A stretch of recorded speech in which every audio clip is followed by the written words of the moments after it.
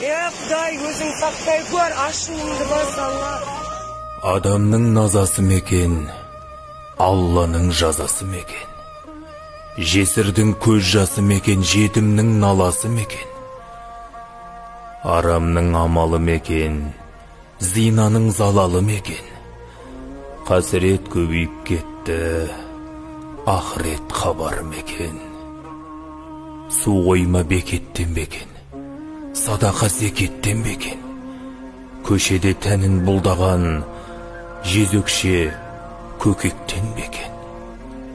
Мастанған ағадан бекен, тастанды баладан бекен.